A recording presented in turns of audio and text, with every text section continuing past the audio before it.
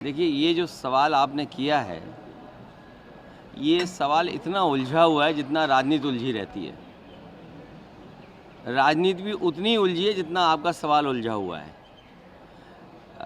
ये सही बात है कि कौन कहाँ पैदा होता है इसका किसी के हाथ में नहीं है, क्योंकि मैं उस परिवार में पैदा हो गया इसलिए मैं यादव हो गया। आप किसी और परिवार में पैदा हो गए तो आप वो हो गए। लेकिन एक अच्छी बात यह है कि इधर लोग जागरूक हो गए हैं और जागरूक होकर के पूरे देश में ये बहस छिड़ी हुई है। हर जाति ये चाहती है कि उसकी गिनती हो। पूरे देश में एक अच्छाई ये आई है कि हर व्यक्ति चाहता है कि उसकी जाति के बारे में गिनती हो और जानकारी हो। और ये बात यहाँ तक पहुँच गई कि राष्ट्रीय पार्टियाँ भी आजकल रीजनल पार्टीज़ का जो नैरेटिव है उसको फॉलो कर रहे हैं। मुझे याद है लोकसभा में जिस समय नेताजी थे, शरद यादव जी थे, आदरणीय लालू प्रसाद यादव जी थे और दक्षिण भारत के बड़ी संख्या में नेता, रीजनल पार्टी के बड़ी संख्या में लीडर्स ये मांग कर रहे थे कि जाति जनगणना हो, जातियों को गिना जाए और गिन कर के उनको अधिकार और सम्मान मिलना चाहिए। ये लड़ाई लड़ी गई थी, उस समय सरकार दूसरी थी और वो लड़ाई आज भी चल रही है। अब सोचिए, कांग्रेस भी कह रही है कि हम जाति जनगणना कराना चाहते हैं, बीजेपी भी दबी जुबान कहती है कि हम जाति जनगणना कराएंगे। तो ये एक अच्छी बात हो गई है कि पूरे देश में ये बहस छिड़ गई है और सबने स्वीकार कर लिया है कि जाति जनगणना होनी चाहिए और जाति के हिसाब से अधिकार और हक मिलना चाहिए। जो बाबा साहब भीमराव अम्बेडकर जी का संविधान है, जिसमें सामाजिक आर्थिक रूप से जो गैर बराबरी है उसको दूर कैसे किया जाए, उस दिशा में जो आरक्षण है उस पर काम हो। और उसमें कई दल तो ये भी मांग रहे हैं कि दक्षिण भारत में जिस तरह सीमा टूट गई है आरक्षण की, वो सीमा तोड़ी जाए यहाँ पर। क्योंकि हमारे जो साथ हैं यादव महासभा में तो हैं ही हैं, लेकिन ये हमारे पारिवारिक इनसे रिश्ते भी हैं और हैं एक विधायक भी है यादव जी, राम कुमार ये क्या बोलते हैं, राम कुमार यादव, बीपीएल विधायक बोलते हैं। ये भी कांग्रेस के हैं, ये भी कांग्रेस के हैं और मैं समाजवादी पार्टी का हूँ। सवाल ये था सर कि आपकी पार्टी विस्तार को लेकर, हाँ, अरे उसी पे आ रहा हूँ, तुम जल्दी क्यों भाग रहे हो? तो मैंने ये कहा कि ये देश में सभी दल जो रीजनल पार्टी का नैरेटिव था उसको फॉलो कर रहे हैं। और छत्तीसगढ़ में या उड़ीसा में, जहाँ मैं कार्यक्रम में आया था उड़ीसा में, उड़ीसा के लोगों का भी ये मानना है कि वहाँ पर बड़ी संख्या में समाज के लोग हैं। आज छत्तीसगढ़ में आपने बताया, मुझे तो पता ही नहीं था। मैं ऐसे पत्रकार साथी का बहुत धन्यवाद देता हूँ। आप अगर नाम बता दें तो नाम लेकर के मैं धन्यवाद दे दूँ।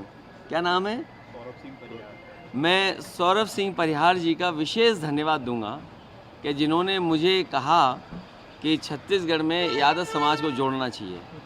मैं यादव समाज को जोड़ने के साथ साथ पीडीए समाज जो हमारा है, जो बहुत पिछड़ा है, अपमानित है और हमारा और उनका एक ही दुख है। हम एक ही पीड़ा से बंधे हुए लोग हैं, हम एक ही पीड़ा से बंधे हुए लोग हैं। अब सोचिए, उदाहरण के लिए बीजेपी ने जिस मंदिर में मैं गया वो मंदिर में गंगा जल से धुलवाया। अब आप सोचिए, बीजेपी की ये सोच है। तो इसलिए पीडीए के लोगों का एक ही सा दुख है, एक ही सी पीड़ा है। और कोई भी पीडीए परिवार का किसी भी पद पर बैठ जाए, पीडीए परिवार का व्यक्ति किसी पद पर बैठ जाए, चाहे वो राष्ट्रपति बन जाए, लेकिन उसके बावजूद भी उसे कभी कभी अपमानित होना पड़ता है। इसलिए जो जाति का सवाल है, कास्ट सेंसस, हम उसके पक्ष में हैं।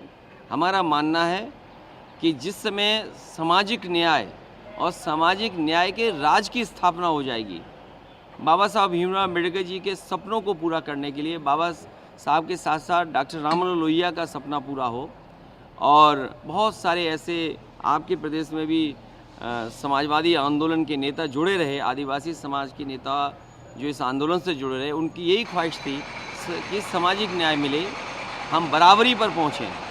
और हमें उम्मीद है आने वाले समय में हम लोग उस लड़ाई को और आगे बढ़ाएंगे। सर, ये अब डबल इंजन की सरकार है यहाँ छत्तीसगढ़ में भारतीय जनता पार्टी की, क्या बार बार बातें निकल कर आती है कि रिमोट कंट्रोल की सरकार चल रही है, कुछ रिमोट कंट्रोल आपको नजर आता है क्या?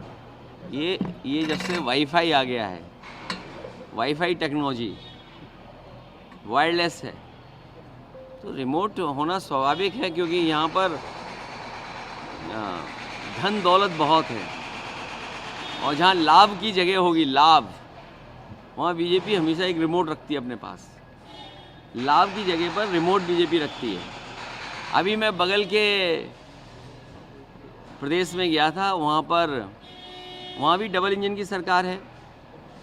वहाँ गांजा और शराब पकड़ी गई, तो एक इंजन गांजा सप्लाई कर रहा है, एक इंजन शराब सप्लाई कर रहा है, तो ये डबल इंजन है। नहीं, इसके बगल का प्रदेश, बगल के प्रदेश की खबर थी अखबार में। और हमारे तो डेली गांजा पकड़ा जाता है, कोई दिन उत्तर प्रदेश में नहीं जाता है जिस दिन गांजा ना पकड़ा जाए। अब बताइए, उत्तर प्रदेश में डबल इंजन है, गांजा कहाँ से आ रहा पता नहीं लग रहा। हम खुद सोच रहे हैं गांजा आ कहाँ से रहा है। सर, यहाँ भी डबल इंजन की सरकार है, यहाँ कुछ आपको लगता है कि सप्लाई हो रही है एक इंजन में? नहीं, वो अभी मैंने अखबार ठीक से पढ़ा नहीं। मैं अब छत्तीसगढ़ की न्यूज़ फॉलो करूँगा और उसके बाद आपको विस्तार से जानकारी दिया करूँगा। सर, बिहार में इलेक्शंस हैं सर। बिहार में इलेक्शंस, आपकी पार्टी भी महागठबंधन का एक हिस्सा है। तो सर, अमित शाह का एक रिसेंटली एक बयान आया था राहुल गांधी की यात्रा और तेजस्वी की यात्रा को लेकर, ये यात्रा घुसपैठियों को बचाने के लिए। क्यों नासमझी की बात करते हो आप लोग और उनकी बात मानते हो आप? बिल्कुल नासमझी की बात इसलिए नहीं करनी चाहिए। 11 साल से सरकार दिल्ली में किसकी है? कोई सरकार, कोई व्यक्ति अपनी ही सरकार पे आरोप लगा रहा हो, आप सोचिए। कोई ये जो आरोप लग रहा है घुसपैठियों का, आप समझ ही नहीं पा रहे हैं। वो नंबर 2 हैं, वो नंबर 1 बनना चाहते हैं, तो आरोप किस पे लगाएंगे? तो बिना आरोप लगाए तो आगे नहीं बढ़ सकते ना आप।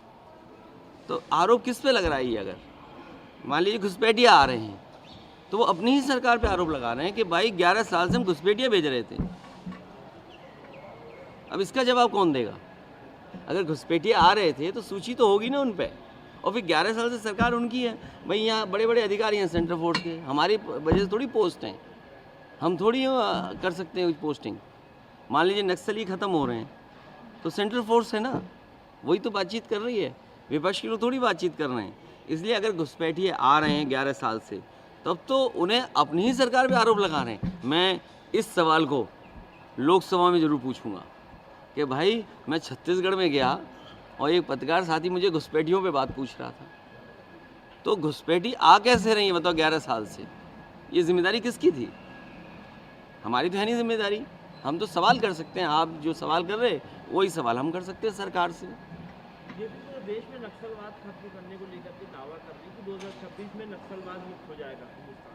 कब? छत्तीसगढ़ में भी 2026 डेडलाइन अमित शाह ने रखी है। देखिए, उससे महत्वपूर्ण उनकी ख्वाहिश जो थी कि हमारे किसानों की आय दोगुनी हो, हर गरीब का घर 2022 तक बन जाए, बन गया। जो सामाजिक चीज़ें हैं, बुनियादी चीज़ें, अगर उन तक नहीं पहुंचेंगे, उन्हें मुख्य धारा में लाने के लिए पढ़ाई लिखाई इलाज, उनको सुविधा नहीं दोगे आप, वो भी तो हमारे आपके जैसे लोग हैं। अगर हथियार क्यों उठा रहे हैं? उनके पास तमाम रिपोर्टें होंगी, तमाम कमीशंस हैं, तमाम इंटेलिजेंस की वो हैं, और इस प्रदेश ने तो न जाने कितना झेला है, न जाने कितने महत्वपूर्ण लोगों की जान गई है यहाँ पर, न जाने कितने लोग गए जिनकी जान चली गई यहाँ पर। तो यहाँ पे तो बहुत सारी जानकारियाँ होंगी जो उनकी बुनियादी चीज़ें हैं, उन पे भी तो आपको सोचना पड़ेगा।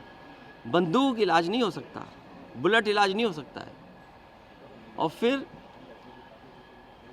डिस्ट्रीब्यूशन ऑफ वेल्थ कौन करेगा?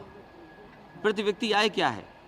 आप क्या बता रहे होंगे, आए होंगे दिल्ली वाले लोग, आजकल पढ़ा रहे हैं लोगों को दिल्ली वाले लोग, आपने भी पढ़ लिया होगा, उनकी बात मान ली होगी आपने। अच्छा, आपकी भी मजबूरी है, आपके पीछे, उसके पीछे और उसके पीछे जो है उनसे हमारा झगड़ा है, आपसे नहीं झगड़ा है। तो प्रति व्यक्ति आय क्या है छत्तीसगढ़ में? बताए होंगे, जाने कितनी प्रति व्यक्ति आय है? आप मुझे ये बताइए, जिन व्यक्तियों को राशन मिल रहा होगा उन लोगों की प्रति व्यक्ति आय क्या है जो राशन पा रहे हैं छत्तीसगढ़ में? ये सब दिखा रहे हो? नहीं दिखा रहे हो, सब कैमरे बंद हैं। राज्य सरकार पर निजीकरण को लेकर प्रति व्यक्ति आय जो है, जो राशन प्राप्त कर रहे हैं, उनकी प्रति व्यक्ति आय क्या है? और फिर महंगाई, डीजल पेट्रोल कहाँ पहुँच गया? बताइए, डीजल पेट्रोल कहाँ पहुँच गया? और आप लोग भी जानते होंगे, कोविड में आपकी अगर वेतन कम हुआ होगा, आज तक नहीं बढ़ा होगा आपका। बढ़ा गया आपका वेतन? कोविड में जो कम हुआ वो बढ़ गया आपका? ये मुस्कुराहट बता रही है कि नहीं बढ़ा। ये राज्य सरकार हाँ, जाने दे रहे हो मुझे? Thank you. राज्य सरकार के निजीकरण को लेकर के कई सारे सवाल हम निजीकरण के खिलाफ हैं। निजीकरण किसी को लाभ पहुंचाने के लिए होता है। गरीब जनता को लाभ के लिए अगर कोई निजीकरण है तो विचार किया जा सकता है, लेकिन बीजेपी ने हमारी देश की अर्थव्यवस्था इतनी उलझा दी कि पूरी अर्थव्यवस्था को चीन को दे दी और रही बची यहाँ बेच रहे हैं। आए परियार साहब, तो रही बची बेच दिया उन्होंने। तो हम इसके खिलाफ हैं। जब तक गरीब व्यक्ति हो, गरीब आम लोगों को लाभ नहीं हो रहा, उसके प्राइवेटाइजेशन नहीं होना चाहिए। कुछ व्यक्तिगत लोगों को लाभ पहुंचाने के लिए प्राइवेटाइजेशन नहीं होना चाहिए। सर, एक लास्ट सवाल ले लेते हैं कि आप लोग बार बार वोट चोरी का आरोप लगा रहे हैं, लेकिन तो बीजेपी के नेता कह रहे हैं कि हम वोट चोरी नहीं, जनता के दिल की चोरी करते हैं। तो आप लोग दिल की चोरी क्यों नहीं कर पा रहे? ये किसका स्टेटमेंट है?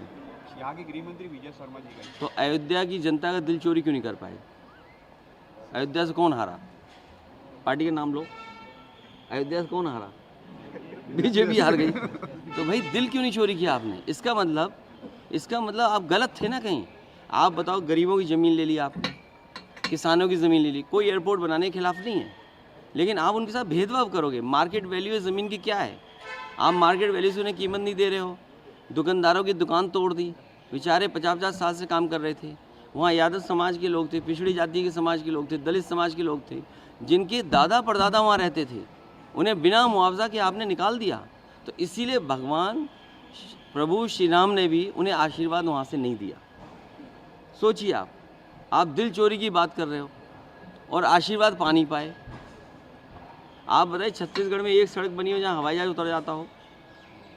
हम लोगों ने बच्चों को लैपटॉप दे दिया, बताइए, विद्याधन दिया, जाने क्या क्या दिया, योजनाएं दी, शामिल किया। आज बताइए, दूध का ऐड आ रहा है अखबार में, दूध का ऐड। उत्तर प्रदेश सबसे ज़्यादा दूध पैदा करता है, सब कारखाने बंद कर दिए मिल्क बनाने वाले।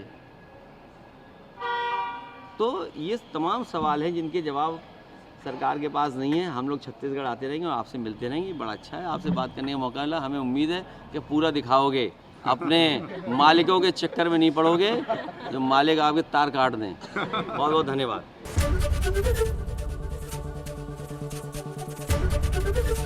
एबीपी गंगा, खबर आपकी, जुबान आपकी।